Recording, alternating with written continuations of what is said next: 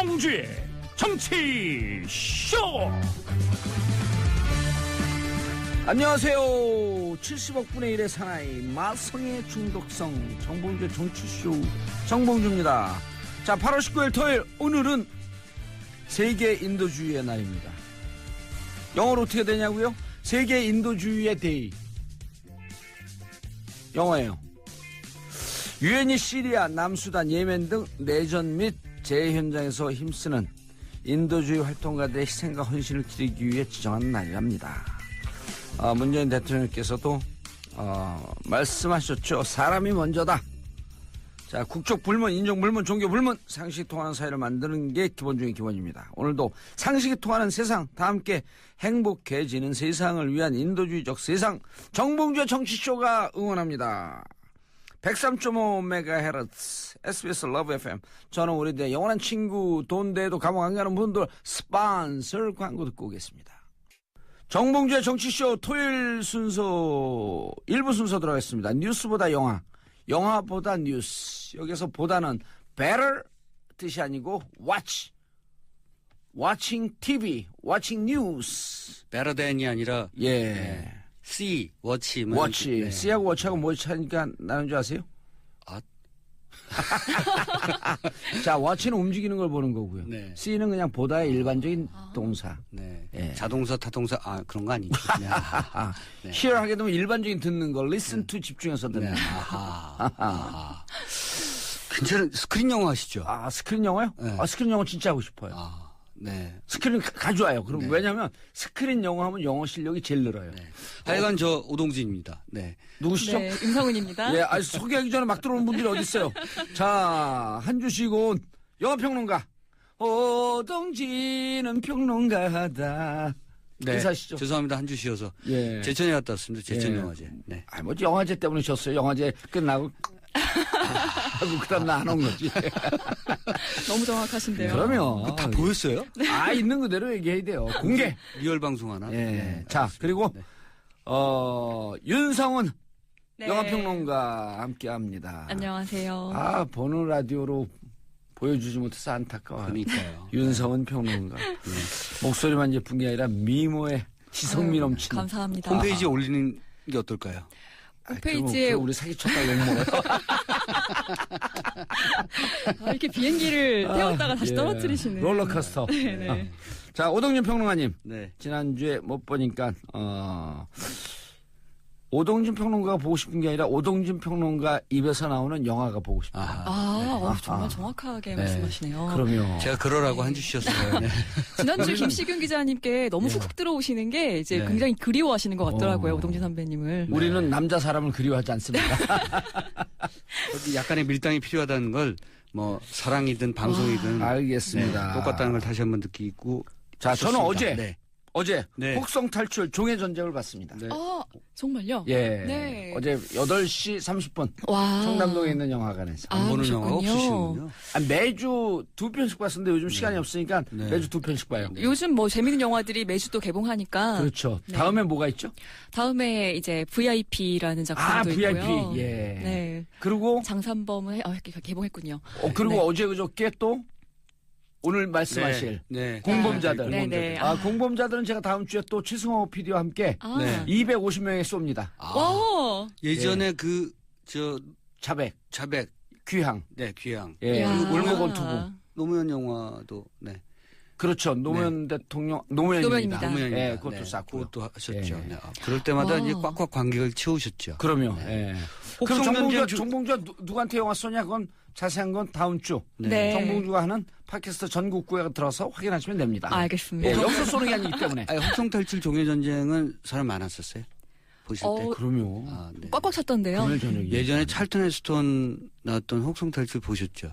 다 봤죠, 혹성탈출. 60년대, 70년대 나왔던. 네. 그때 거하고 어떠셨어요? 비교해서 보시면. 저는 혹성탈출 보면 맨날 울어요. 언제 탈출하지? 저는 어쨌든 간에 예전 게 더 좋은 것 같아요. 지금은 스펙타클이 너무 과하게 또 그리고 들어가 그때 있긴 이제 한데. 어떤 청년기의 감수성을 네. 또 저는 저 말씀을 이해하는 게 네. 우리 집사람이 인테리어 디자이너 아니에요. 네. 세계적인 디자이너들은요.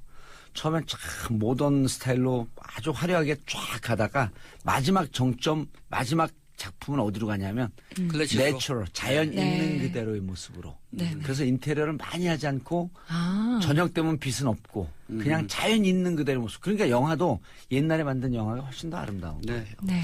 예전에 그 어쨌든 자유여신상이 모래사장에 이렇게 네. 박혀 있었어요. 명장면이죠. 어렸을 때 봤을 때 그 충격은 너무 울었어요, 그거 보고. 자유여신상 여전히 가보지도 잊을 수 않는데 없어요. 저거 무너져면 어떡하지 막 그러고. 그만한 장면이 없는 것 같아요. 예, 오동진 네, 평론가가 최고의 반전 영화로. 타 방송에서 네. 영화 속의 서울 뭐 이렇게 네, 하는 네, 게 네. 있는데 지금 영화도 소개하거든요. 무슨 예를 들어 공조로 찍었던 데가 어딘지, 네, 네. 청량리 어디 네. 이런 거 하는데 그때 비슷한 지역을 30년 전, 40년 전 영화에서 그린 걸 또 소개해요. 흑백 네. 비슷한 비스무리한 거. 저는 그 영화가 더 꽂혀요. 네. 40년대, 50년대 예. 한국 영화도 주옥 같은 영화. 목소리들이잖아. 여성분이 김 선생님 오늘은 어디서 주무시고 가실 예정이세요? 정아 오랜만이군. 뭐 이런 거. 네. 네, 선생님. 마음이 떨려요. 네, 연기에도 도전하시는데 그럼 그러죠. 그 신성일 경아 오랜만이군. 네. 오랜만이군. 별들 고향. 오늘 밤엔 별이 더 유난히 빛나네. 선생님. 근데 그거 지금 다시 보면요 굉장히 잘 찍었어요. 그럼요. 네. 너무 재밌어요. 저는. 예? 예전 영화도 다시 한번 보시면 어제 좋을 것 내린 비 뭐 이런 네, 거. 네. 그러니까 혹성 탈출도 요즘 시리즈가 많이 나옵니다만 20, 30대 관객분들이 찰턴 헤스턴의 젊었을 적 모습을 볼 수 있는 혹성 탈출의 원조.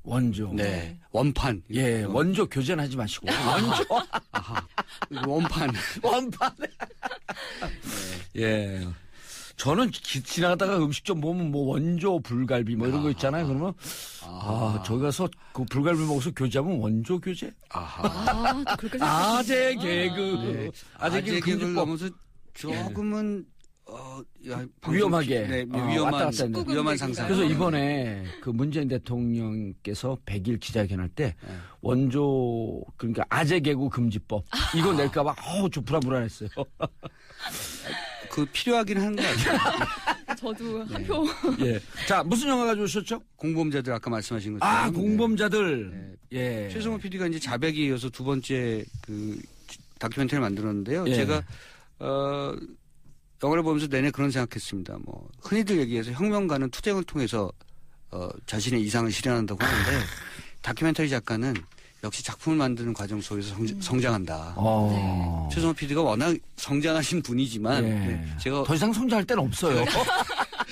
제가 페이스북에 뭐 성장 운운했더니 뭐 최 PD께서 컸다고 해서 고맙다 이런 표현을 하셨던 댓글을 하셨던데. 오동진 평론가님보다 조금 더 위죠. 위시죠. 네네. 그래서 네. 자기가 어쨌든- 저보다 위인 줄 알고 있다가 아하. 어느 날 갑자기 나보다 좀 미치라고 하는 걸 알고 근데 뻔뻔해졌어요. 전화 왔고 정 의원님 이번에 그 공동 관람 한번 쏴야죠. 그래서 예 알겠습니다.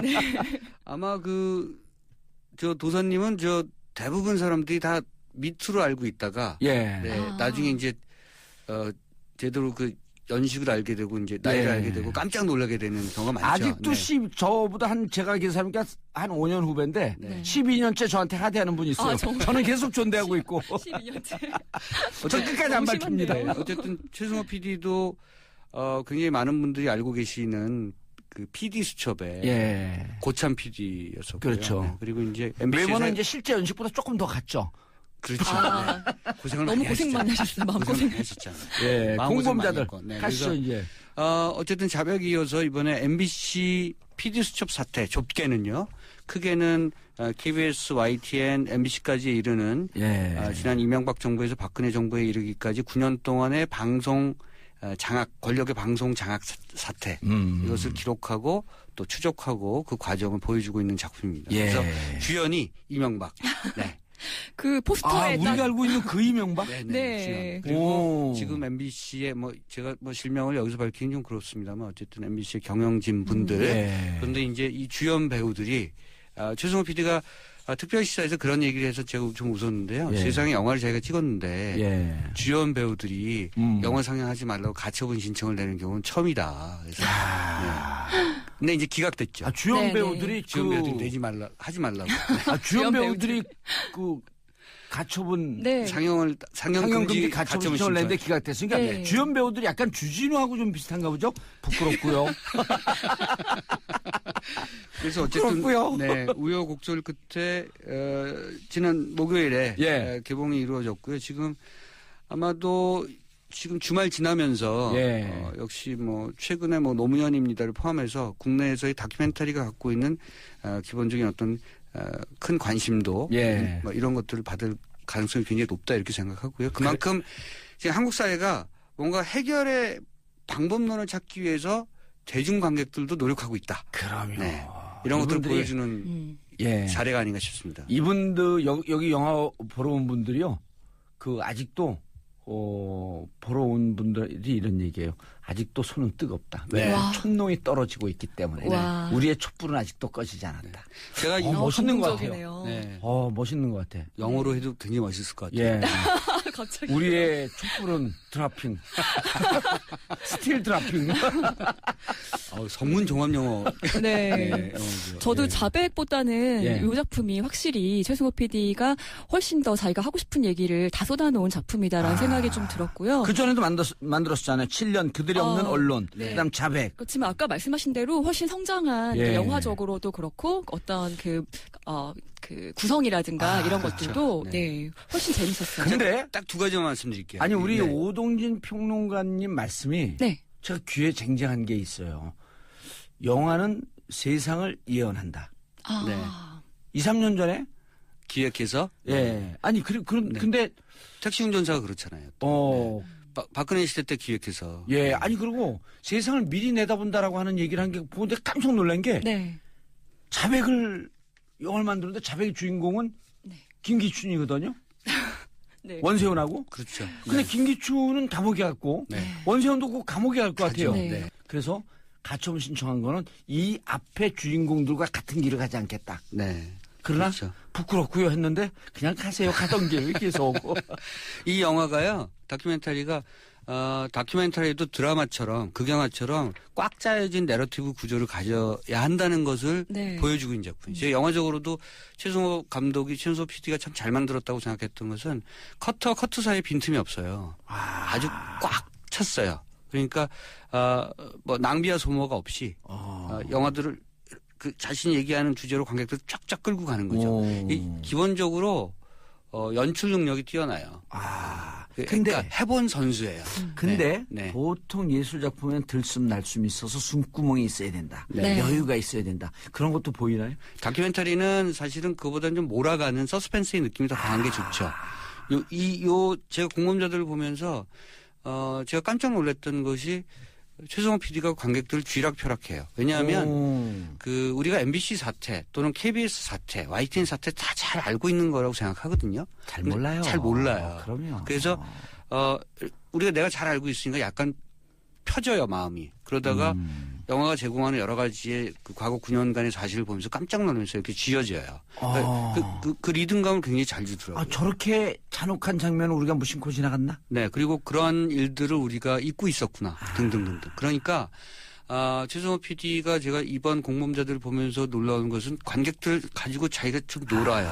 다큐멘터리 감독이 좀 놀 줄 알아야 된다는 것은 그가 장인이란 얘기거든요.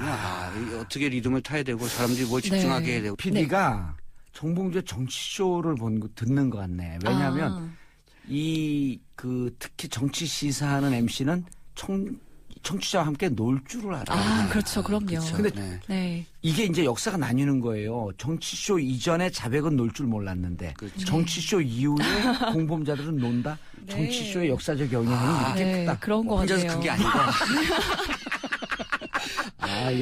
네. 기승전. 기승적 깔때기 쫙쫙쫙. 그게 뭐냐면은 이렇게 예. 굉장히 여유가 있어진 것 같아요. 자백 때는 뭔가 이렇게 어떤 정보를 막 주려고 급급해하는 모습들 좀 보였다면 이 공범자들에서는 이제 자기가 너무나 잘 알고 있고 너무나 지적하고 힘이 있는 쫙 빠진 거예요. 네, 스윙하는데 그러면서 힘이 빠진 거야. 갖고 논다는 표현을 하셨지만, 네, 정말 그 여유가 느껴지고 어떤 음악 사용이라든가 이런 것들이 굉장히 어떤 부분에서는 블랙 코미디를 보는 것 같은 예. 그런 느낌도 그러니까요. 주고. 아니 그러니까 이게 이런 게 재밌어요, 이 다큐가. 네, 이게 역설적으로. 뭐냐면, 아니 네. 오동진 평론가께서 갖고 논다 그랬다가 지금 이제 이게 정리가 안 돼갖고 당황하고 계신데 이런 거죠.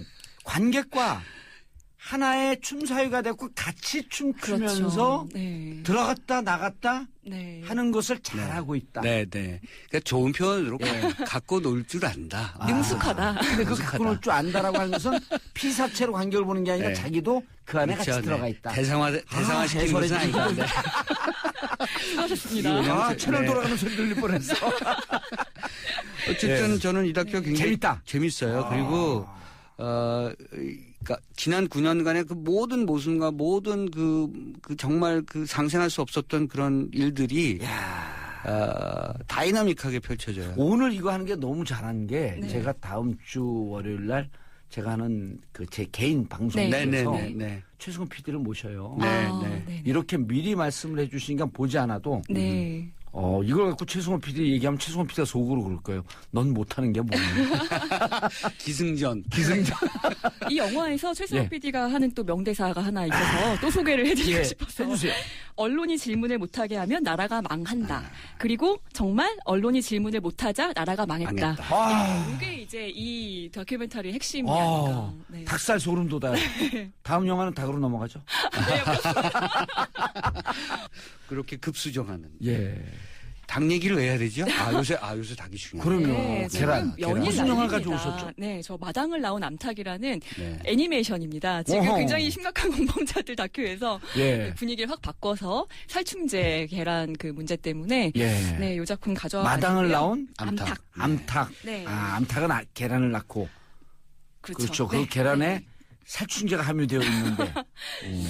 이 마당을 나온 암탉이 한국 애니메이션의 역사를 썼죠. 그럼요. 오. 족적을 남겼습니다. 가장 많은 관객인 220만 명을 동원한 작품이고요. 또 네. 중국으로 수출돼서 오. 천여 개의 스크린에서 상영된 이야. 그런 작품이고, 이 작품 보시면은 이제 그 맨 첫 장면부터 살충제 얘기가 나와요, 여기에? 살충제는 안 나오는데 네. 이제 동물 복지라고 하잖아요. 요즘 예. 나오고 있는 얘기가 첫 장면에서 지금 우리가 요즘 뉴스에서 많이 나오는 그 양계장 장면이 그대로 나와요. 이렇게 막 정말 그 좁은데 갇혀가지고 A4 용지 한 장. 예, 거기서 이제 그 알을 낳으면 바로 이제 그 알들을 이제 식용으로 내보내는 그 장면이 나와서 이제 좀 같이 또 다시 한번 보고 싶은 그런 애니메이션으로 한번 가져와 봤고요. 불을 켜놓은 데잖아요. 닭이 낮에 너무 낮인데 불쌍해요. 착하게 좀 계속 알을 낳게. 근데 이게 저는 사실은 이번 그 살충제 파문이 뭐 정부가 어떻게 대응하느냐 그리고 문재인 정부의 위기 관리 능력의 첫 시험대다 뭐 이런 식으로 정치적으로 해석하는데 사실은 우리 모두의 육식의 정치학이에요.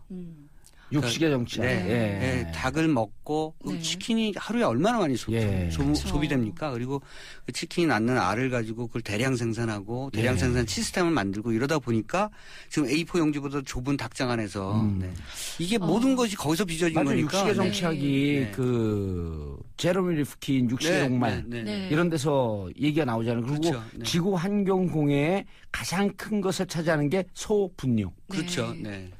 그러니까 이 부분도 사실은 좀 더 큰 틀로서 생각을 좀 해봐야 되는 문제고. 네. 얼마 전에 옥자 뭐 이런 네. 등등하고 네. 다 이게 또 연동이 되네. 네, 맞아요. 옥자는. 그렇다고 육식을 전혀 안 할 수는 없지만. 예. 정말 좀 오해하실까봐 네. 저는 좀 그렇더라고요. 네. 혹시, 그러니까 이건 어떤 식용으로 키우는 그런 동물들 뭐 먹지 말자는 게 아닌데, 네. 어떤 우리가 건강하려면 우리가 인간의 건강을 항상 생각하지 않습니까? 그러려면은 동물이 동물들도 네, 건강해야 동물복지. 된다. 그럼요. 네. 아니 스트레스 건강해야 받은 된다. 동물의 고기는 인체도 해롭잖아요. 그럼요. 네. 제가 항상 그 드린 말씀 중에 하나가 모든 인권의 최종지는 동물입니다. 그러니까 그 나라에서 동물의 인권이 보호되는 그런 나라는 앞에 여성 인권, 뭐 아동 인권, 뭐 소수자들의 인권 이런 것이 다 보호가 되죠. 그러니까 인권의 역사는 쭉, 그러니까 흑인의 참정권, 여성의 참정권부터 시작해서 쭉 와서 아동까지 와서 그 다음이 동물이거든요. 네. 그러니까 동물에 대한 보호 법안이 강조되어 있는 나라일수록 인권에 대한 법안이 굉장히 튼튼한 거죠. 그러니까 한국도 먹거리로만 생각하지 말고 그렇죠. 이번 여러 가지 일들을 통해서 동물 인권에 대한 생각도 좀 해야 된다. 예. 그러고 보니까 우리 다 뭘 키우지 않나요, 지금? 네, 네. 그렇죠, 저 강아지. 네, 강아지를 유기견. 키우고. 유기견도 뭐 네. 그렇게 저도 고양이 키우고 네. 저는 닭을 닭이요. 키우신다. 네, 저는 예. 라라. 우리 닭 이름은 라라. 와, 네. 예. 닭을 키우세요? 예, 집에서? 집에서요. 와, 네, 애완용. 어떻게 왜 그런 생각을 하시게 되셨어요? 우리 암탉이니까 딸이 암탉. 암탉이요. 아, 네, 암탉. 우리 네네. 딸이 그러니까 학교 앞에서 닭을 사왔어요. 어허. 병아리. 병아리를 사왔어요. 병아리. 네. 1,500원짜리 두 마리. 오. 근데 거기는 이미 감별사들이 다 해갖고 수탉을 팔거든요. 네. 수컷의 병아리를 파는데 쫙 30분 동안 관찰하더니 제일 건강한 걸 샀는데 그게 암탉이었던 거예요. 야. 그것도 토종닭. 오. 그 두 마리를 사는데 하나는 비리비리해갖고 저희가 네. 1,500원짜리 사온 것을 11만 원 주고 닌거를 맞췄어요. 닌거 맞추고 너무 좋아하고 2, 세상에. 3일 좋아하더니 그 신해철 병아리 그 노래처럼 저 세상으로 갔어요. 그것도 우리가 이제 묻어줬죠. 네. 근데 하나 남은 게 지금까지 5년째 살고 있어요. 그렇구나. 예. 근데 이거 중간에 네. 내보낼까 뭐 이런 생각도 했는데 또 스님 한 분이 똑똑똑똑똑똑 그러더니 하바냐 그러더니 집안에 닭이 있군요. 아니 이제 제가 스님한테 닭을 보여줬지. 우리 집에 놀러 왔길래 닭이 있군요. 그래서 닭이요 그랬더니 의원님 닭 저거 내보내시면 큰일 납니다. 그래서 왜요? 그랬더니 청와대 문양은 봉황인데 봉황은 와. 곧 닭입니다. 이 닭이 집안에 들어온 것은 큰일을 하시겠다는 뜻입니다. 기승전. 그때부터 내가 아침 저녁으로 그냥 삼배를 하면서 출근할 때 3번 전하고 퇴근할 때 3번 전하고 우리 라라님. 향후 10년 동안 계속. 그렇군요. 그렇죠. 닭이 20년 살아요. 네네. 개보다 오래 살아요. 오래 요즘은 사네요. 어쨌든 이런 계란 파문 때문에 좀 또 새롭게 보이시겠어요. 그리고 키우는 AI 암탉이. 조리도 까먹고 그럴 때요. 아하. 그때 우리가 창문까지 다 닫고 네네. 방 안으로 데리고 오고 네. 엄청 그다음 방 안에 모셔놓고 또 절하고. 그러고 보면 정말 닭이 계속해서 예. 이렇게 이슈가 되는 경우가 참 많은 것 같아요. 지금. 그러니까 마당에 네. 나온 암탉이 아니라 집안에 들어온 암탉. 애니메이션 속편으로 하나 한편 애니메이션으로. 만드셔야겠습니다. 가슴이 아픈 게 이제 한 5, 6년 되니까 네. 나이가 들어갔고 알을 낳잖아요. 네. 알을 날마다 못 낳아요. 그리고 알을 낳잖아요. 네. 그러면 알의 껍데기가 얇아. 네. 그거 보면서 이 닭도 늙어가고 있구나. 그건 너무 가슴이 바로 아파요. 이 애니메이션이 또 그런 걸 그리고 있기 때문에. 아, 그래요? 네. 이 오. 마당을 이제 암탉이 탈출을 하거든요. 그래서 뭔가 자기도 알을 좀 품어보고 싶다. 낳지만 말고 이런 생각을 하고 이제 숲속에 들어가서 그 청둥 오리의 알을 맞아요. 품어서 부화를 시켜서 자기 아들로 키웁니다. 네. 그리고 그 아들은 이제 완전히 철새가 돼서 날아갈 때까지 그렇게 키우게 되고요. 근데 본인은 늙어가는. 네. 저 슬픈 게 네. 우리 닭이 자기가 난 게 무정란 아니에요. 혼자 낳았으니까. 네. 그거를 낳고 나서는 품고 있어요. 어. 그건 너무 짠해갖고 그래서 유정란을 사다 줬어요. 품고 있으라고. 근데 네. 이제 또 그것도 잘 안 되는 거죠. 안 되죠. 안 되죠. 네. 음. 또 하루에 한 번씩 네. 40분에서 1시간씩 운동을 시켜줘야 돼요. 그 마당을 나는 암탉을 같이 라라랑 보시기는. 네. 똑같네. 아니 그건 그러니까요. 닭의 네. 삶을 관찰한 네. 감독이 만든 거예요. 이게 이제 원래 원작이 있거든요. 동화가 예. 베스트셀러입니다. 오. 네, 그 황선미 작가의 동명의 원작이 있는데 이걸 애니메이션으로 만들어서 바당을 명필름에서 나온 암탉. 네. 뭔가 자유, 프리덤. 그렇습니다. 그런 거를 얘기하는 것 같은데. 그렇습니다. 그리고 인간 사회처럼 같이 살아가야 되는 존재들 예. 그런 예. 거죠. 왜냐하면 그들도 이런 에피소드가 있다는 것을 상상을 네. 통해서 보여주니까요. 예. 그러니까 그 닭이 보여주는 휴먼 드라마 뭐 네. 이런 거죠. 제일 저는 기억에 남는 거는 어쨌든 이 모든 동물이 각자 살아가는 방식대로 살아가야 되잖아요. 예. 철새는 철 따라 이동해야 맞아요. 되고. 그렇죠. 그러니까 네. 닭도 지금 이런 문제가 생긴 게 그 진흙 목욕인가요? 네, 흑목욕 흑목욕. 예. 해야 돼. 그래야지 거기 그거- 찐득이 없어지거든. 맞아요. 그걸 못하는 지금 상황이니까 이런 맞아요. 일이 벌어졌잖아요. 그래서 이제 우리가 저희가 닭도 이제 밤에 한 시쯤에 온 가족이 모여갖고 K모 치킨을 시켜갖고 먹어요. 맥주 한잔 먹으면서 저도 궁금했어요. 와인 한 잔 먹으면서 네. 그러면서 우리끼리 라라 보기 좀 미안하지 않아? 그럼 또 뭐라는 줄 알아요? 지금 라란 자고 있어서 괜찮아. 그러니까 아이들이 말이죠. 지금 살충제 파문에 대해서 너무 진지한 얘기를 듣기보다 예. 이런 마당을 나온 암탉을 보면 어떻게 공생해야 되는가 자연과. 맞아요. 알겠습니다. 살충제 파문도 결국은 우리가 인간 위주의 세상을 살아가려고 하다가 온 부작용이다. 그렇습니다. 알겠습니다. 자, 영화평론가 오동진 씨, 그 다음에 윤성원 평론가님 인사하시고요. 네, 감사합니다. 예, 저는 광고 듣고 2부 돌아오겠습니다. 채널 고정. 정봉재 정치쇼 토요일 2부 순서 들어가겠습니다. 하하, 제가 제일 좋아하는 시간입니다. 왜냐? 토요일 2부 순서 끝나면 토요일 날 노니까. 자, 오늘도 정치와 과학을 연결해 주시는 분 과학자 200명, 2,000명 있어도 소용없다. 이 과학을 잘 이해하는 정치인 하나 있는 게 중요하다라고 역설하는 강양구 과학 전문 기자 자리하셨습니다. 안녕하십니까, 강양구입니다. 예, 강원도 양구에서 오신 분. 강원도 양구는 아닙니다. 이렇게 하면 이름을 정확하게 기억할 것 같아요. 네, 맞습니다. 그 사람 이름 뭐더라? 강원도 양구에서 왔던데, 강양구. 제가 아마 발음이 새는지 영구라고 기억하시는 분들이 가끔 계셨는데, 예. 강원도 양구랑 연결을 지으니까 확실히. 영구로 기억하는 분이 있어요? 아니, 가끔 이제 문자 메시지 같은 걸 보내면 제가 방송 가끔 하잖아요. 예. 그러면 강영구 기자님 반갑습니다. 뭐 이런 분들이 계시더라고요. 그럴 땐 그러지, 영구 없다? 네. 제가 어렸을 때 이제 영구가 유행이어가지고, 예. 막 어린애들은 이제 막 이름 비슷하면은 막 놀리고 그러잖아요. 그때 제가 한때 별명이 영구였었죠. 내 강원도 양구에서 왔는데. 네. 자, 오늘은 AI도 갑질을 한다? 네. 인공지능. 네, 이거 한번 저희가 인공지능에 대해서는 전에 이제 다룬 적이 있었는데, 이제 이 대목에 대해서는 또 얘기를 자세하게는 안 나눈 것 같아서 근데 꼭 짚고 넘어가야 될 부분이 있어서. 인공지능 AI가 일단 Automatic Intelligence인가요? Artificial Intelligence. Artificial Intelligence. 네네. Artificial Intelligence. 네. 인공지능 AI라고 하죠. 예.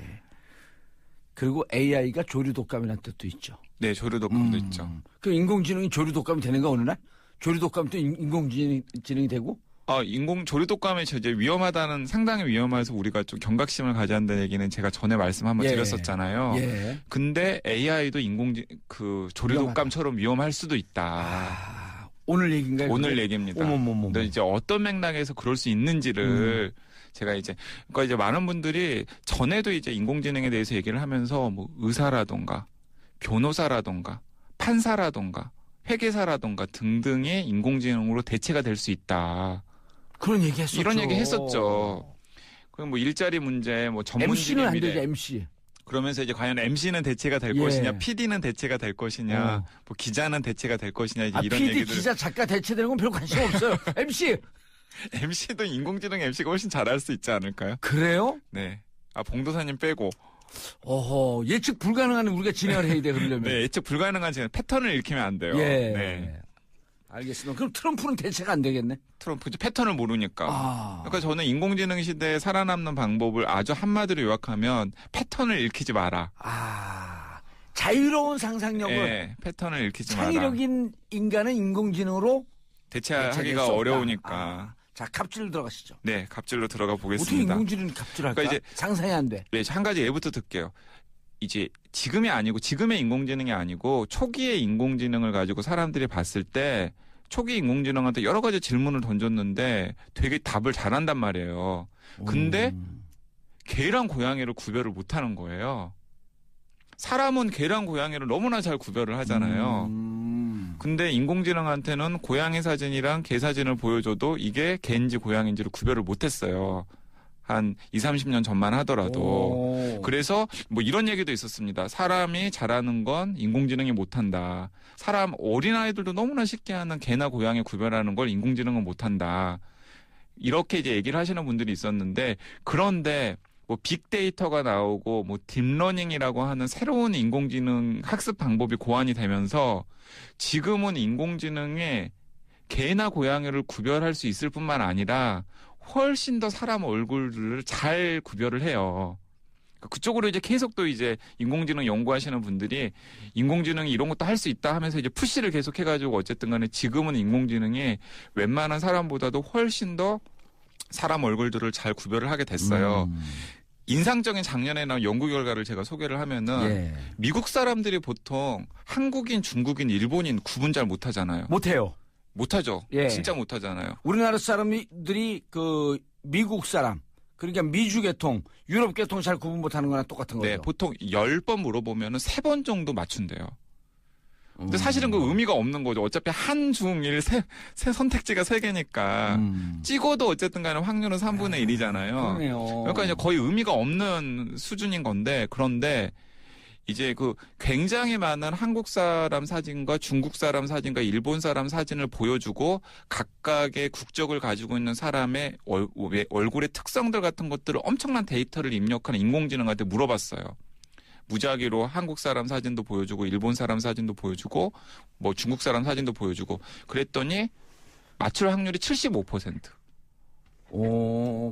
그럼 사람보다 한 2배가 높네. 네, 2배가 높은 거죠. 근데 그게 이제 어떤 식으로 활용이 될 수 있냐면은 이런 식으로 활용이 될 수 있습니다. 예를 들어서 CCTV에 그런 안면을 식별하는 기능이 융합이 되면은 범죄자 예방. 그런 거랑 연결이 될 수 있겠죠. 예를 들어서 범죄자 몽타주나 용의자 사진 같은 것들을 입력을 해놓은 다음에 CCTV가 지나가는 사람들이 안면을 인식해가지고 용의자를 탁 캐치할 수 있게끔 한다라던가. 아니면은 이제 뭐 회사 출입할 때 지금 SBS 출입할 때도 이렇게 아이디 카드 찍잖아요. 예. 그게 아니라 안면 인식이 되면은 사원들의 안면을 다 인식하게 한 다음에 카메라 한 번만 보면은 이제 문이 열려주는. 지금 이른바 이제 홍채 인식하는 핸드폰이 있잖아요. 네, 근데 그걸 이제 안면 인식으로 바꾸려고 하는 게 이제 인공지능 기술이랑 그 카메라 기술이랑 이런 것들이 융합되면 이제 그런 식으로 바꾸겠다라는 거예요. 홍채보다도 더 쉽겠네 오히려. 그렇죠. 그러면 이제 영화 속에 그런 것도 뭐 저번에 방송 중에서도 봉도사님 언급하셨잖아요. 마이너리티 리포트 같은 거 할 때 지나갈 때 이제 뭐 정봉주 씨가 요즘 관심 있는 쇼핑 아이템을 우리 가게에서 팔고 있습니다. 뭐 이런 식으로 하는 게 가능해진다라는 거죠. 지난번에 백 산 날짜가 지금 2년 2개월이 지났습니다. 백을 바꿀 시대가 됐는데요. 이런 제품 이게 나왔습니다. 예. 그럼 저기 내가 좀 바꾸려고 그랬는데. 네. 그래서 많은 인공지능 연구자들이랑 그다음에 안면인식을 하시는 사람들이 이제 안면인식 기능을 좀 정확도를 높이는 데 굉장히 많은 투자를 하고 있어요. 그런데 작년에 또 이제 굉장히 흥미로운 일이 있었어요. 그걸 이제 흥미로운 일은 늘 작년에 나와요? 네. 제가 이제 항상 최근 데이터들을 가지고 나오기 때문에 한 미인 대회에서 인공지능을 이용해서 인공지능한테 미인을 판단해 보라 그러면 어떤 결과가 나올까?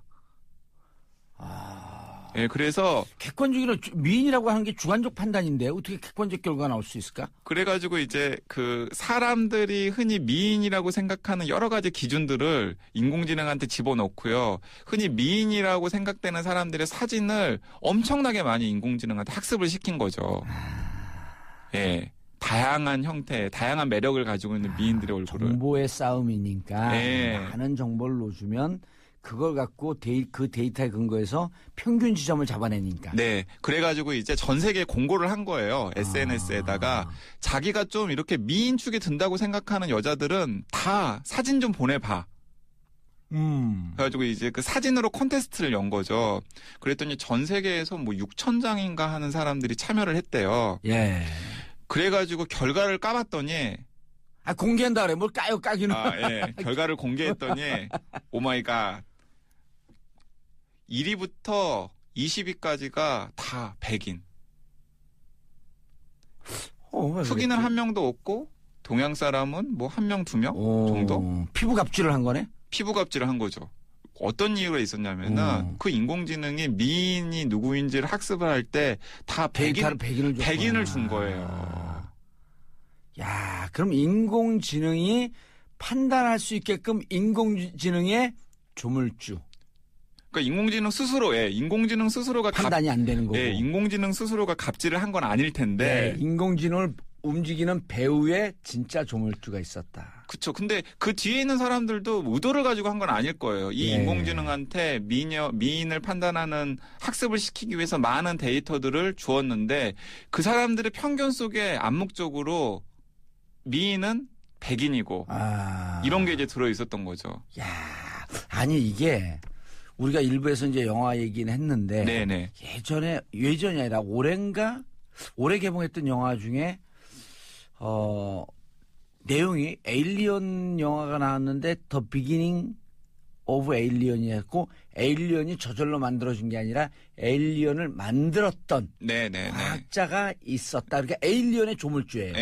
그 영화 보셨어요? 그 영화 봤어요. 제가 에일리언 시리즈 팬이거든요. 근데 그 마지막에 아주 기분 더럽잖아요. 그 마지막에 에일리언 다 죽인 줄 알았더니 그쵸. 실제로 죽여야 될 에일리언을 못 죽이고 다른 에일리언을 죽였나? 뭐 그런 식으로. 근데 이제 이게 이제 뭐냐면은 그러니까 이 인공지능을 만든 조물주가 인공지능을 조종하고 있는 거네. 근데 그 조물주가 사람들인데. 사람들이죠. 그러니까 우리들이 가지고 있는 편견에 오염된 데이터들로 학습을 한 인공지능이 공정하기는커녕 저희들이 학습을 오히려 더 강화시키는 결과를 편견을 더욱더 강화시키는 결과를 내놓는다는 거죠. 우리가 주입된 편견 때문에 더욱더 편견이 네, 강화되는. 야, 이거 위험한데. 위험합니다. 예를 들어서 뭐 잘못하면 3차 세계대전 나겠는데. 예를 들어서 이제 그러다 보면 이제 여러 가지 생각들이 막 나올 수 있는데 예를 들어서 이런 겁니다. 그 일본의 그 되게 유명한 IT 기업 중에 소프트뱅크라고 하는 IT 기업 있잖아요. 예. 소프트뱅크라고 하는 야구팀도 있잖아요. 예, 야구팀도 있고 그 이제 그 손정이 한국계 그 양반이 이제 그 CEO인 이제 회사인데 뭐 워낙에 좋은 회사니까 거기에 채용 공고를 내면은 엄청난 서류들이 들어온대요. 그래서 이걸 어떻게 처리할까 하다가 서류 심사를 인공지능한테 맡기기로 한 거예요. 어머머머. 추진 중입니다, 지금. 그래서 그러면은 평소에 그 들어가는 수고의 3분의 1 정도로도 적합한 서류 심사를 마칠 수 있다라고 이제 소프트뱅크는 이제 그런 식으로 전망을 하고 있어요. 그런데 이제 제가 이제 그 서울대학교 그 로스쿨의 고학수 교수님이랑 이 얘기를 가지고 대화를 나누다가 고학수 교수님이 굉장히 의미심장한 딱 그 코멘트를 하시더라고요. 그게 상당히 위험한 일이 될 수도 있다라는 거예요. 위험하죠. 제가 딱 보기에도 느낌이 위험한데요. 왜 위험한 일이 될 수 있냐면 그분이 이제 든 애가 이런 얘기입니다. 만약에 우리나라 대기업에서 이제 그런 식으로 기존에 있던 대기업의 데이터들을 가지고 그런 식으로 평가를 한다라고 생각을 한다면은 자기가 보기에는 100% 여성들은 다 배제가 될 가능성이 크다라는 거예요. 왜냐하면은 지난 30년간의 대기업 여성의 승진 비율도 높지 않았고 임원이 된 대기업 여성들도 거의 없었잖아요. 그러니까 지난 30년간의 업무 성과만 학습을 한 그 인공지능이 신입사원들을 평가를 한다 그러면은 당연히 남성이랑 여성이 있을 때 여성들은 배제가 된다. 일을 못하는 사람이라고 학습을 해왔을 가능성이 굉장히 크다라는 겁니다. 뿐만 아니라 그 대기업의 출신 학교들이 대부분이 스카이일 것이기 때문에 맞아요. 학력 차별은 더더욱 심해질 것이다. 학력 차별, 외모 차별 그러니까 지난 30년간 되게 갑질이라고 지금 고치려고 하는 여러 가지 안 좋은 관행들이 더 심하다. 관행들을 그 인공지능이 학습을 하면은 인공지능이 사람이 심사하는 것보다 훨씬 더 편견에 가득 찬 심사를 할 수도 있다라는 예전에 거예요. 박정희, 전두환, 노태우 대통령 시절에는 기업에서 출신 고향을 따졌어요.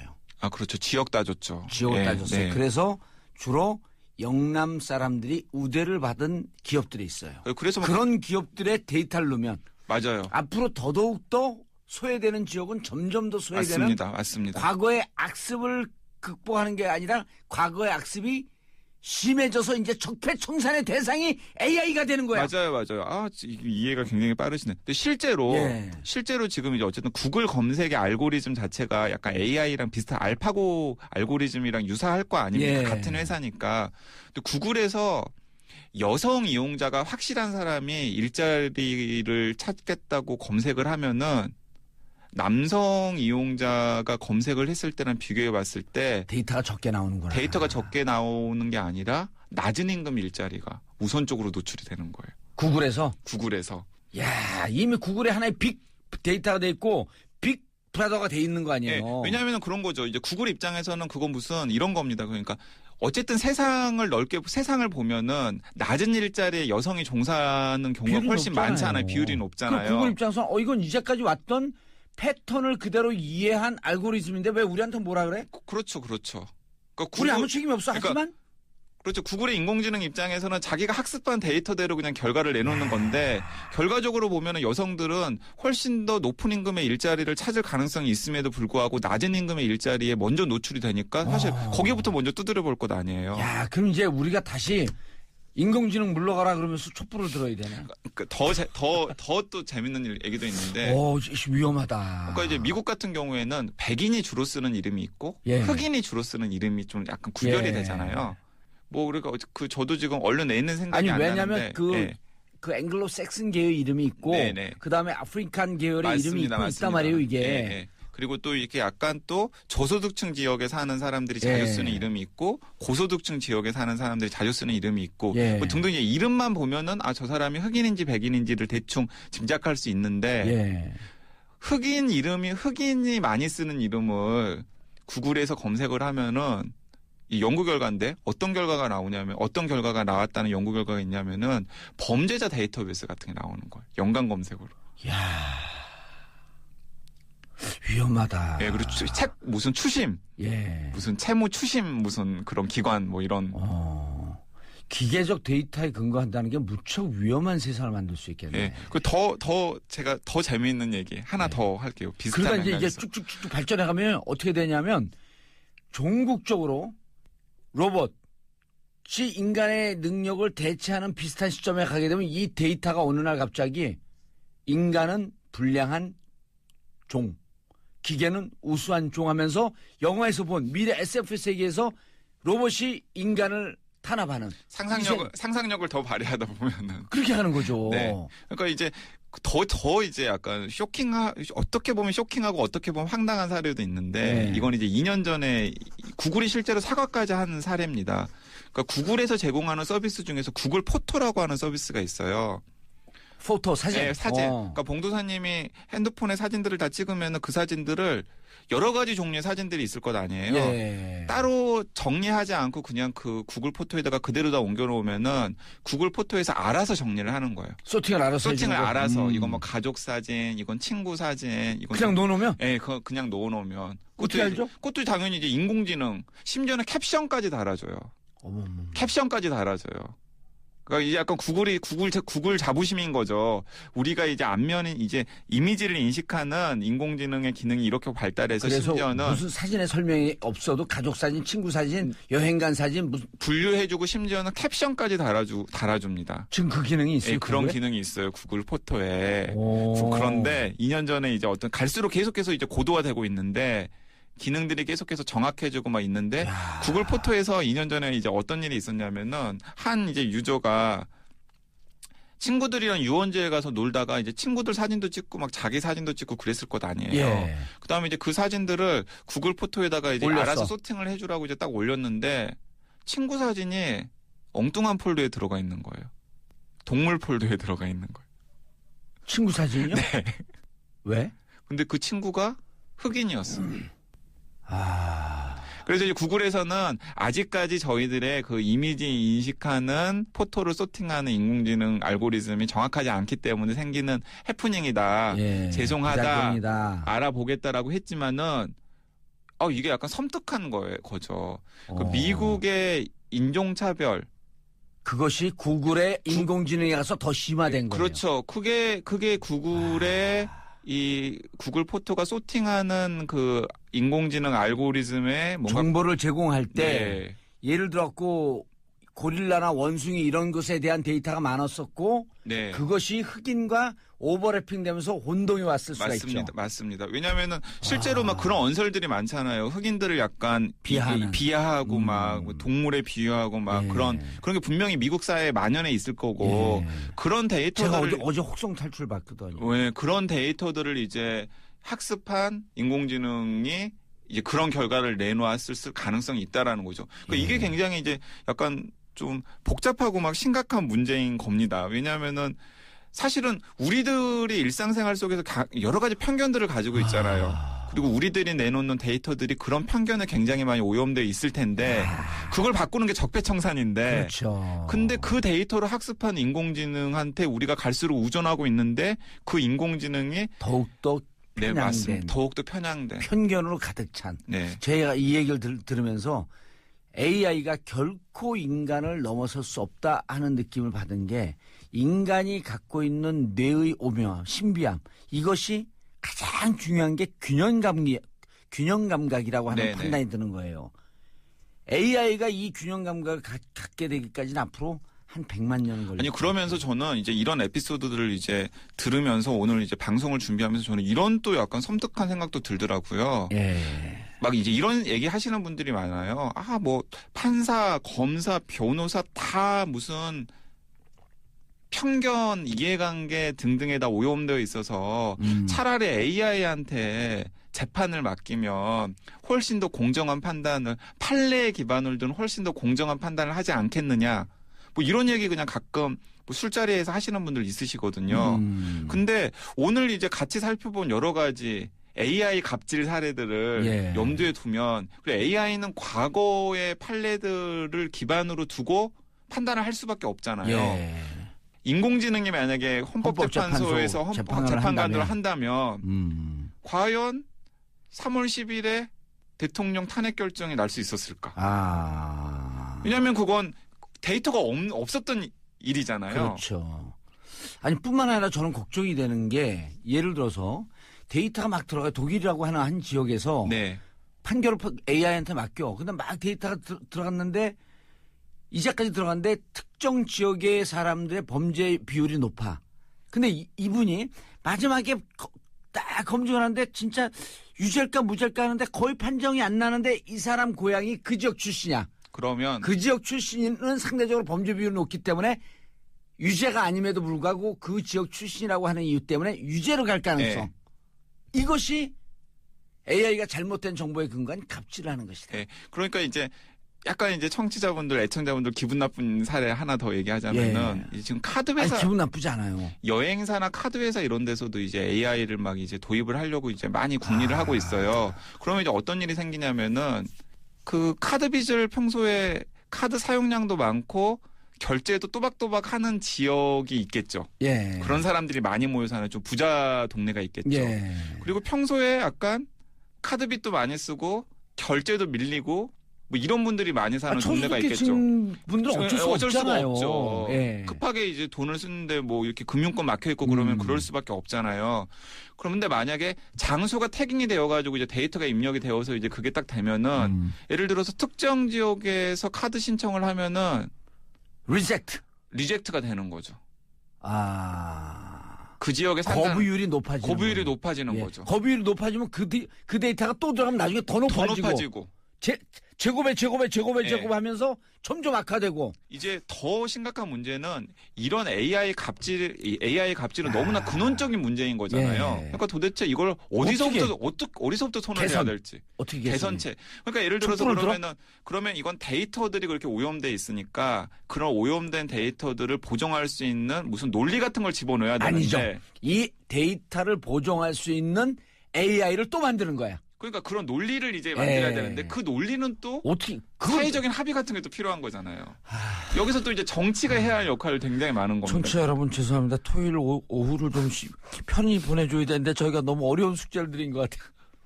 야, 이거 생각하다 보면 정신 돌아버리겠어요. 예. 그러니까 이제 많은 사람들이 이제 많은 데이터에 기반을 둔 인공지능이 판단을 하면 훨씬 더 똑똑하고 훨씬 더 공정하고 훨씬 더 편견도 없을 거라고 생각을 하는데 사실은 그게 아닐 수도 있다라는 편견일 수 있다. 네. 기계를 바라보는 인간의 뇌가 어찌 보면 가장 밸런스드, 균형 잡혀 있을 것이다. 네, 맞습니다. 너무 AI에 의존하지 마라. 네. 아하. 알겠습니다. AI 갑질. 오늘의 키워드입니다. 예. 네. 그냥 AI를 너무 신뢰하지 마라 이런 거예요. 네. 자, 강현구 기자님 인사하시고요. 네, 주말 잘 보내십시오. 예, 즐거운 강양구였습니다. 주말 되시죠. 정봉재 정치쇼 토요일 순서 마치겠습니다. Thank you, bye bye, have a nice weekend.